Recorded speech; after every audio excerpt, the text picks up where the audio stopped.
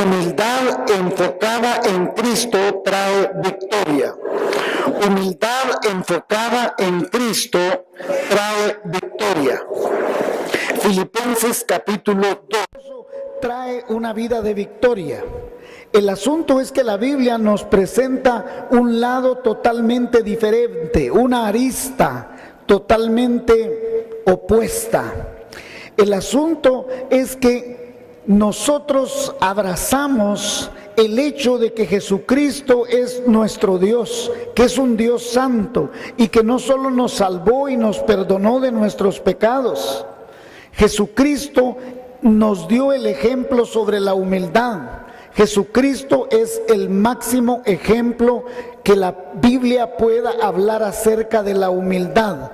Jesucristo es quien transforma nuestras vidas. Jesucristo es quien trae restitución a la vida, a la familia, al hogar, a la nación. Jesucristo es quien trae paz a nuestros hogares. Jesucristo desea realmente transformar nuestras vidas, en que nos convirtamos en seres especiales, en esposos, hijos, hermanos, esposas, gente maravillosa, gente de bien. Y cuando todo esto se logra, que somos transformados en Cristo, entonces Dios empieza a restituir. Aquel hombre que tomaba, recupera a su esposa. Aquel hombre que era irresponsable, Dios lo transforma en un ser muy especial, muy dulce. Una mujer que tal vez estaba resentida, amargada, pero con la transformación de Jesucristo se vuelve en una persona dulce, amada, transformada. Eso es lo que Jesús hace. Y Jesús nos restituye en el área emocional, en el área física, en el área económica, en el área familiar. Pero esto no se logra a menos que realmente seamos transformados. Y como resultado viene paz al corazón. Jesucristo, por lo tanto, es el ejemplo en absolutamente todo, pero sobre todo en humildad. La Biblia nos ha enseñado, y domingos atrás en los anteriores mensajes vimos cómo el temor reverente traía victoria. Hoy veremos cómo la humildad trae victoria también a nuestra vida. ¿Por qué? Porque Jesús desea transformarnos en seres temerosos, en seres reverentes, pero también en seres humildes. Hoy vamos a ver la humildad como algo que todos necesitamos. Y sobre todo humildad enfocada en Jesucristo. Esa es la que trae la verdadera victoria. Vamos por favor a Filipenses capítulo 2. Filipenses capítulo 2, versículo 1. Por tanto, si hay alguna consolación en Cristo, si algún consuelo de amor, si alguna comunión del Espíritu, si algún afecto entrañable, si alguna misericordia. Pablo desea dejar en claro que si una persona ha sido impactada, transformada por el amor de Jesucristo, es evidente que ha sido consolada en Cristo. Cristo es el Dios de toda consolación, dice la palabra de Dios. Entonces Pablo afirma que si esa persona genuinamente ha sido transformada por Jesucristo, debió haber experimentado su amor, debió haber experimentado la consolación, debió haber experimentado la comunión del Espíritu Santo. Por lo tanto, debe recibir este enfoque de humildad de Jesucristo. En palabras sencillas, este mismo versículo está diciendo: si el hierro es fuerte, si la plasticina es elástica, si la sal es salada, si el azúcar es dulce, es obvio que eso es así. Entonces es obvio que Jesús es misericordioso, es obvio que Jesús es amoroso, es obvio que Jesús es todo consuelo, porque el versículo dice: si hay alguna consolación en Cristo, si hay un consuelo de amor, si hay una comunión del Espíritu, es evidente que eso es real en Jesús. Entonces, si eso es verdad, Pablo nos insta a lo que dice el siguiente versículo: completad mi gozo, dice. Si esto es verdad, que Jesús te consoló, que la gracia de Jesús está contigo, que el amor de Jesús está contigo, tú tienes que completar mi gozo, sintiendo lo mismo, teniendo el mismo amor, unánimes, sintiendo una misma cosa. Pablo dice que completemos la felicidad en Él por el medio del cumplimiento de una petición sencilla que te está haciendo a ti y a mí, que todos seamos capaces de tener el mismo sentimiento, que todos tengamos un amor en común en la congregación, en la iglesia, en donde están los justos, que todos estemos unánimes en la visión, en la pasión por Jesucristo, que todos seamos de un mismo espíritu. La comunión en la iglesia debe ser tal que los que estamos aquí debemos tener la misma visión, la misma pasión por los niños, la misma pasión por las mujeres, por la transformación de las familias. Todos debemos abrazar con amor el deseo de Jesucristo. Y Pablo dice que nosotros tenemos que tener este sentimiento, que nuestro sentimiento de amor, de gracia, de consolación debe ser unánime en nuestros programas, en nuestros ministerios. Si tenemos algo que se llama Club Los Niños del Carpintero, escuela dominical, jóvenes, todos debemos estar unidos, fortaleciendo, desarrollando los programas de la misma manera, con el mismo amor, con la misma pasión. Jesús desea transformar nuestras vidas y restituir lo que el enemigo de nuestras almas nos ha robado y traer paz a nuestros hogares. Toda nuestra iglesia debe abrazar esa visión. ¿Por qué estamos aquí? Para que todos recibamos la transformación en Cristo, para que todos seamos restituidos en Cristo y que la paz de Cristo venga a nuestras familias, a nuestros hijos. Todos debemos estar unánimes en esto, sin agendas propias, en gracia, en amor, con misericordia, comprensivos, sensibles a otros, empáticos. Si alguien siente dolor, nosotros ser parte del dolor de esos hermanos. Si nosotros vemos que alguien tiene tragedia, nosotros debemos estar unidos para solventar esa tragedia o lo que lo provocó. Y Pablo dice que para que podamos lograr esto, tenemos que hacer lo que dice el siguiente versículo.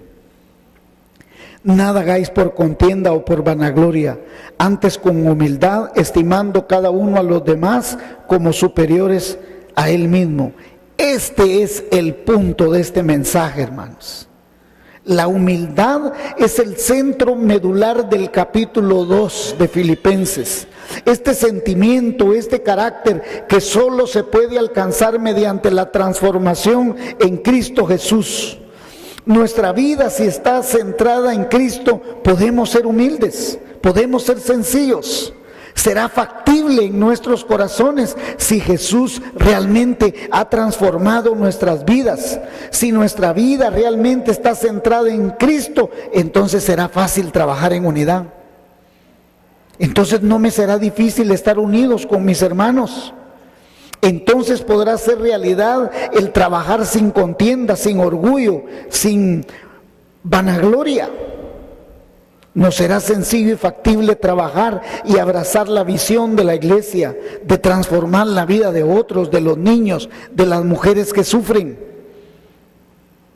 Este sometimiento espiritual del que habla Pablo nos permitirá no sentirnos superiores a nadie.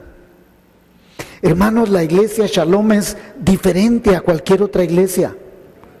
Porque esta iglesia no es una iglesia donde solo vienen pobres o donde solo vienen ricos. Hay iglesias donde todos los que van a esa iglesia o son ricos, o son canches, o son de una manera de ser. Shalom es una iglesia diferente porque aquí está la multiforme gracia de Dios. Aquí no hay diferencia, todos somos iguales a los ojos de Cristo. Y Filipenses capítulo 2 dice que nosotros debemos abrazar esto, donde nadie se debe sentir superior a otra persona. Pero eso solo viene cuando Cristo realmente ha transformado el corazón. Entonces yo me pongo en una condición humilde y yo no me creo superior a nadie. Porque eso lo permite la transformación del Espíritu Santo. Nosotros como iglesia debemos abrazar la visión, obedecerla, compartirla, vivirla, cumplirla. Esa es la misión de Jesucristo. El versículo 4 dice, no mirando cada uno por lo suyo propio, sino cada quien también por lo de los otros. Esto es que todos los que participamos en una iglesia no debemos ver nuestros propios intereses, sino el interés de Jesucristo y el bienestar de todos los que están aquí y de los que están afuera que todavía no conocen a Jesucristo.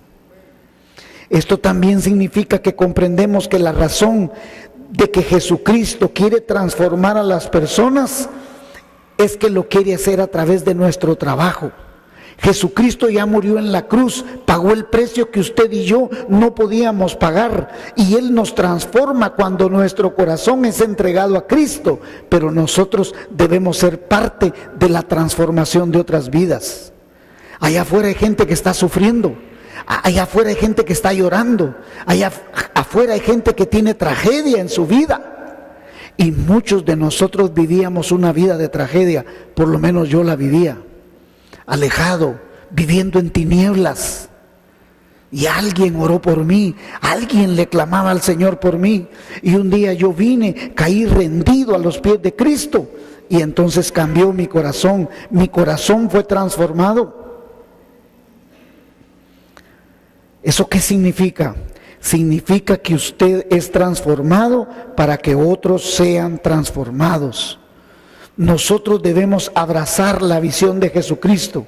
Él quiere que nuestras iglesias sean sencillas, sean prácticas, sean humildes y que abracen esa visión. Entonces el versículo 5, vea lo que dice. Haya pues en vosotros este sentir que hubo también en Cristo Jesús. Haya significa que si realmente tú y yo hemos sido transformados por Jesucristo, nuestros sentimientos, nuestras emociones serán de madurez, de unanimidad en la visión de Jesucristo para nuestra iglesia y para otras iglesias, para el reino de Cristo. Nosotros no estamos en este mundo para competir con otras iglesias. Nosotros no estamos aquí para quitarle miembros a otras iglesias. Nosotros estamos aquí para que Jesucristo transforme nuestras vidas, transforme las vidas de las personas que no lo conocen. Y una vez transformados, que el Señor restituya lo que el enemigo nos ha robado y podamos encontrar la paz en Él. Nosotros no estamos para competir, ni para pelear, ni para contender con nadie, ni para tener una agenda propia. Jesús no tuvo una agenda propia. Jesús se somete a la voluntad del Padre, y por eso dice, haya pues en vosotros este sentir que hubo también en Cristo Jesús. Eso significa que la iglesia debe marchar en unidad bíblica, que nuestras vidas y las que no conocen a Jesús vengan a sus pies. Este sentimiento, por supuesto, debe ser con sencillez, con sometimiento, con obediencia, con compromiso. Los sentimientos de Jesús fueron completos. La entrega, la pasión de Jesús no fue a medias, fue total. Jesús se despoja a sí mismo de su grandeza, de su señorío.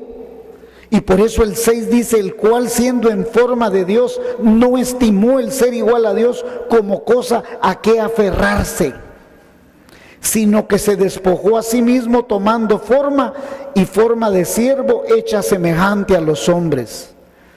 El aferrarnos a una posición es lo que trae desgracia, ya que no permite alcanzar los propósitos. El aferrarnos no permite la unidad. El aferrarnos desencadena desobediencia. Sencillamente, aún en su propia casa, Usted como esposo, si usted se aferra a una posición en la casa y usted no cede, hay conflicto en el hogar. Si la esposa no se aferra a una situación, trae desgracia a la familia. La situación de Jesucristo es ejemplar porque Él no se aferra a su posición de Dios. Él era Dios. Antes de la fundación del mundo, en el principio era el Verbo y el Verbo era con Dios. Jesús era el Verbo que se hizo carne. Y Él no se aferra a esa posición.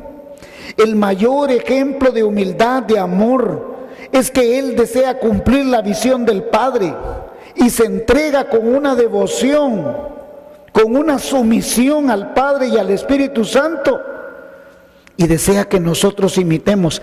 Haya pues en vosotros este sentir. Nosotros debemos imitar esa posición. 8.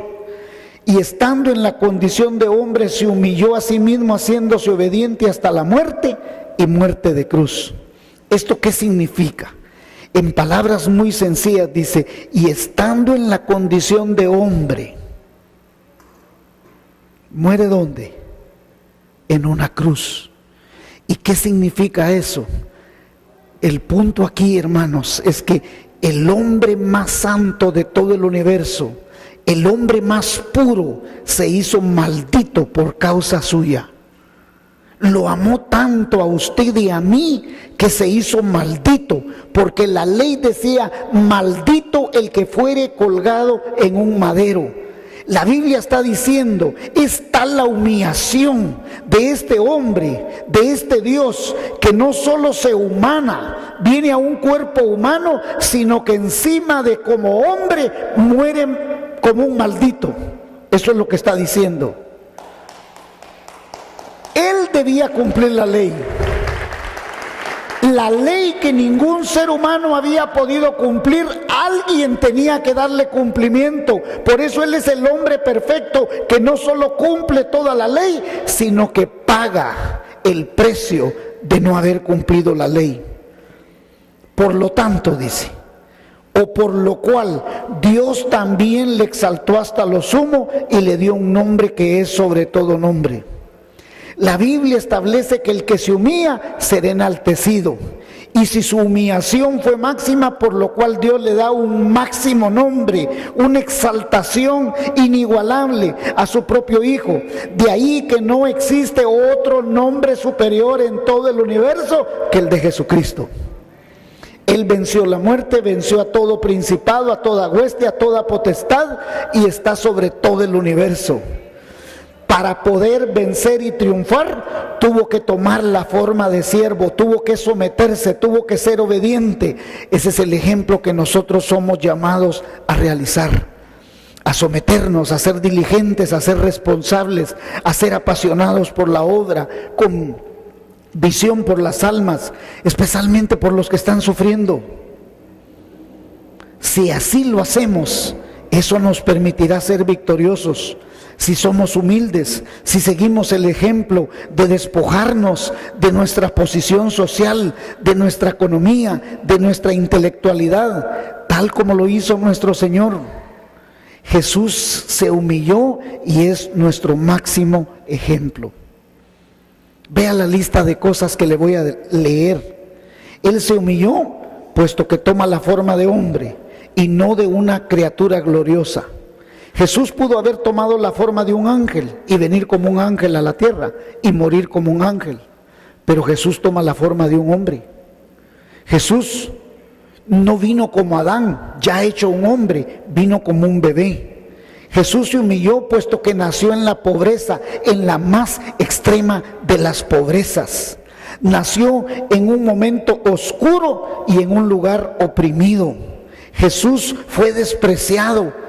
Jesús se humilló, puesto que no solo nace en la pobreza, sino en el desprecio mismo de este mundo. Él se humilló, puesto que Él nació como un niño para haber sido un hombre. Él se humilló al someterse en obediencia como un niño en su propia casa. Él se humilló al aprender y practicar una profesión y la humilde profesión de un constructor. Él se humilló al tener que pasar una larga espera, que Él pudo lanzarse al ministerio, pero esperó 30 años, hermanos. Él se humilló en las compañías de sus discípulos, en los que Él escogió. Él se humilló en la audiencia que le escuchó y que no le obedeció. Él se humilló en las tentaciones que Él permitió y que soportó. Él se humilló en la debilidad del hambre, la sed, del cansancio, la cual soportó. Él se humilló en su total obediencia a su Padre Celestial. Él se humilló en su sumisión total al Espíritu Santo. Él se humilló al elegir y someterse a la muerte, y muerte de cruz. Él se humilló en la agonía de su muerte. Él se humilló en la vergüenza, en las burlas, en las escupidas, cuando le mesan la barba, cuando lo golpean, cuando lo desnudan completamente. Él se humilló para soportar la agonía espiritual de su sacrificio en la cruz.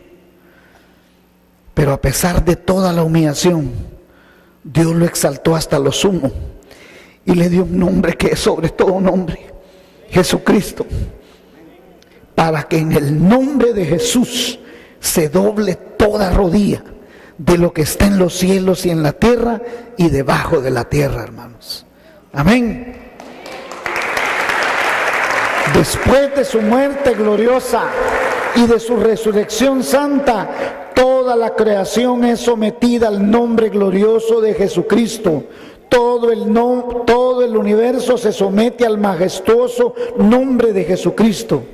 Cuando estuvo sometido en su cuerpo, pudo por su deidad obligar a cualquiera a inclinarse ante Él, pero se sometió, y ahora de regreso en su trono, toda la humanidad será sometida ante su trono alto y sublime. 11. Y toda lengua confiese que Jesucristo es Señor, para gloria de Dios Padre. Somos llamados a confesar y a declarar que Jesucristo es Señor, para gloria de Él mismo, ya que Jesucristo es Dios. Y somos llamados a proclamar esa visión para que otros sean transformados, para que otros sean restituidos, para que otros encuentren esperanza, para que otros encuentren paz, para que otros vean que hay solución en este mundo. 12. Por tanto, amados míos, como siempre habéis obedecido, no como en mi presencia solamente, sino mucho más ahora en mi ausencia, ocupaos en vuestra salvación con temor y temblor. Pablo da un decreto celestial. Ustedes han visto que los decretos de Estado dicen tal y tal cosa, y llega un momento que dice por tanto. El presidente de la república, Entonces Pablo dice aquí, por tanto. Si todo esto que Pablo nos está enumerando aquí es más que suficiente, es contundente, para que nosotros tengamos una vida irreprensible, para que nosotros tengamos una vida sometida, para que nosotros seamos obedientes, no soberbios, que nosotros seamos sensibles espiritualmente, que nosotros no seamos malcriados, que nosotros con reverencia abracemos la visión de Dios, que es para vida eterna nuestra y de otras personas. Debemos someternos a los designios de Dios, debemos ser humildes, debemos ser sensatos, debemos ser dulces, debemos abrazar con amor al débil, al caído. Seamos dóciles, maduros, fervientes, devotos, comprometidos. No viva ya a medias, no viva con un pie en el mundo y con un pie en la iglesia. Porque Dios es el que en vosotros produce así el querer como el hacer por su santa voluntad. Una vez que nosotros damos ese paso de fe, una vez que usted y yo decidimos abrazar con humildad los designios de Dios, el poder de su Santo Espíritu pone en nosotros el querer como el hacer. Sus dones, sus capacidades son aumentadas, son desarrolladas. Muchos de aquí jamás se imaginarían que Dios les podría dar dones sobrenaturales en los cuales usted podría orar por un enfermo y sanar, o Dios hacer un milagro, o Dios sujetar a un juez en este mundo. Usted tiene el poder.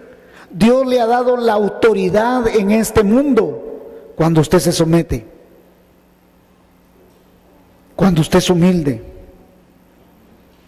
Entonces Pablo dice: haced todo sin murmuraciones y contiendas, para que seáis irreprensibles y sencillos, hijos de Dios, sin mancha, en medio de una generación maligna y perversa, en medio de la cual resplandecéis como luminares en el mundo.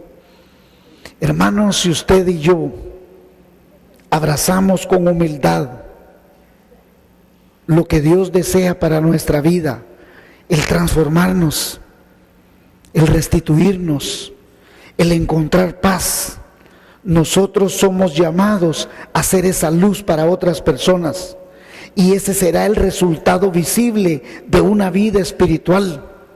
Y como consecuencia, no murmuraremos, no contenderemos con otras personas, seremos irreprensibles. ¿Y qué quiere decir irreprensible? Que nadie ve un defecto en usted, nadie ve una mancha en usted. Probablemente las tenga, porque las tenemos, pero la bendita sangre lo cubre. Dios lo cubre en el hueco de sus manos. Y cuando usted está cubierto por el Señor lo empodera. El Señor lo reviste de gracia, el Señor lo reviste de misericordia. Entonces usted, en humildad, en sencillez de corazón, usted es una persona irreprensible, sencilla, humilde, brillante, resplandeciente en un mundo que está en tinieblas. La gente va a querer ser como usted. La gente va a añorar ser como usted, va a envidiar, querer ser como usted, porque usted es luz en un mundo que se está desgranando, en un mundo que está perdido, en un mundo que no tiene esperanza. Todos los días nos levantamos diariamente y vemos los periódicos donde lo único que hay son muertos. Todos los días la prensa, los noticiarios solo tienen malas noticias. No hay una buena noticia. Es triste.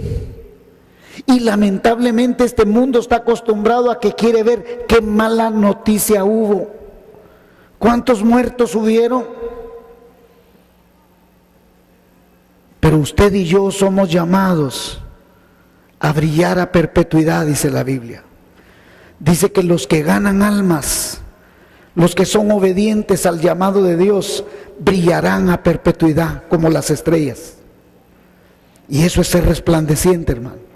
Usted y yo somos llamados a brillar en un mundo que está en tinieblas. Usted y yo somos llamados a no contender en la iglesia, a no contender en nuestras casas. Dios genuinamente quiere transformar su vida. Dios quiere cambiarle a usted para ser un esposo especial, una madre especial, una hija especial. Pero nosotros no vamos a poder transformar el mundo, ni los niños, ni impactar a nadie, si nosotros mismos no nos sometemos. Somos llamados a eso. Nuestras familias necesitan ser transformadas. Nuestros hijos necesitan ver que hay esperanza, que aunque el mundo allá afuera se esté desgranando, que aunque no haya esperanza en el Estado, en el gobierno, en los gobiernos del mundo, en mi casa hay esperanza, porque en mi casa está Jesucristo.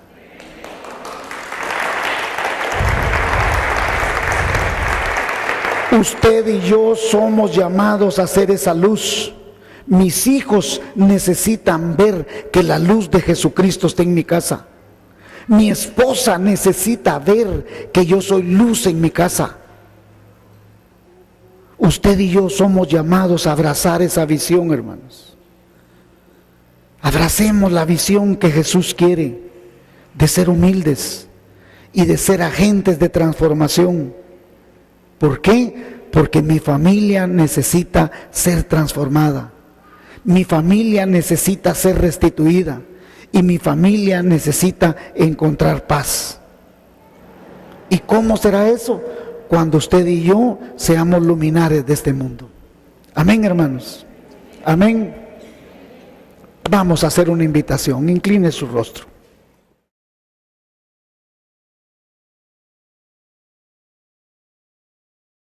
Oren conmigo, díganle: Señor Jesús, te pido perdón por todo mi pasado. Limpia mi corazón. Cúbrelo con tu sangre bendita. Y ahora que mi corazón está limpio, porque tú pagaste en la cruz del Calvario todos mis pecados, te pido que entres en él y que seas el Señor y el Salvador de mi vida. Gracias, gracias por pagar el precio que yo no podía pagar. Ahora que soy tu hija y que tú entraste en mi corazón, quiero que me bendigas, quiero que bendigas mi hogar, quiero que transformes mi familia, mis padres, mis hermanos, hermanas, y que me restituyas lo que el enemigo me ha robado y que traigas paz a mi corazón. En el nombre de Jesús. Amén. Amén.